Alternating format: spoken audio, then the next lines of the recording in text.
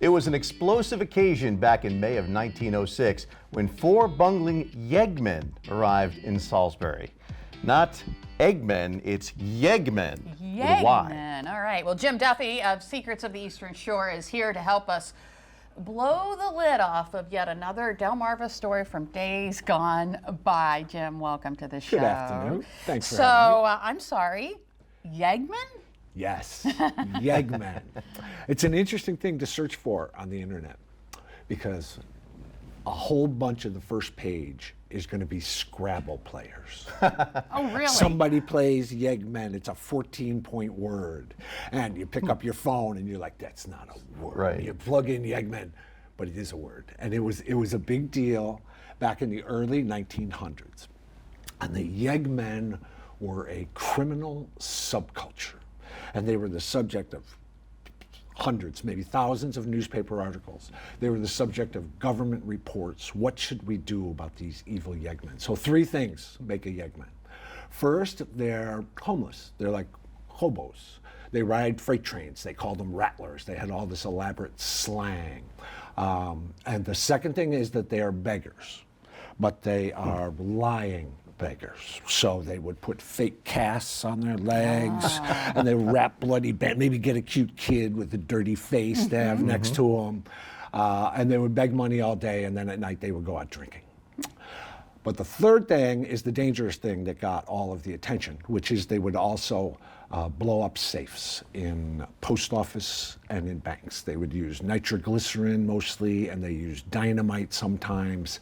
And they passed themselves off as Robin Hoods, and they did steal from the rich, but I don't think they ever gave to the poor. All right, all right. That's part of the equation. Now, if you're going to give to the poor, you're not looked so friendly upon them. Yes, exactly. So their target was Salisbury? Yeah, they came to Salisbury.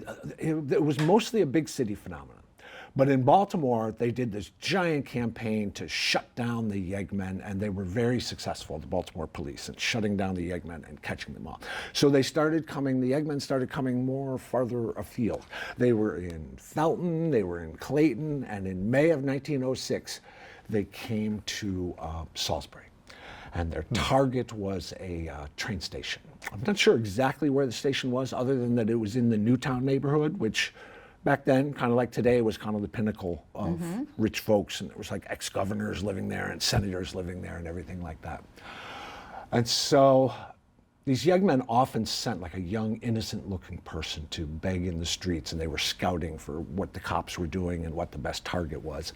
And they chose this target at this train station, and 1:30 in the morning in this rich neighborhood, bam! Giant explosion, blows out windows all over the neighborhood. There was probably a lot of gunfire too, because the Yeggmen often would shoot off guns like crazy in order so that people would not run out of their houses to see what was going on. They wanted them scared to stay in bed and lay on the floor and stay away from the windows. These Yeggmen were rare because Yeggmen were very, very good at what they did, but these Yeggmen were not so good. One of the theories is they used too short a fuse or too old a fuse. One of them got very, very seriously injured in the explosion. So 4 guys were seen running off, carrying a 5th guy. And this wild police chase unfolds in which they're sprinting up towards Laurel. They end up kind of trying to set up camp in the woods outside of Laurel, but the cops catch up with them there. They hop on a freight train, a rattler, and they try to fool the cops by jumping off the freight train right away, hoping the cops will follow the train and not them, but it doesn't work. Then they pull out a gun. There's a little exchange of gunfire. No one is hurt, thankfully, and they all get arrested. Ooh.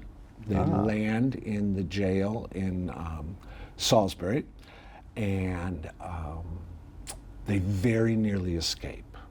They're so prepared that one of them has a little piece of sharp metal sewn into the inseam of his pants before he even goes out and tries to blow up.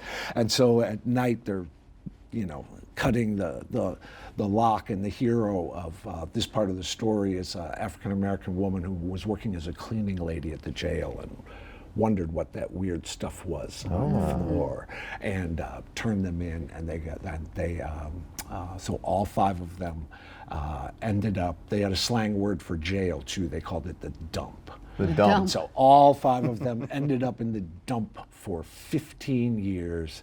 And what should they end up stealing, though?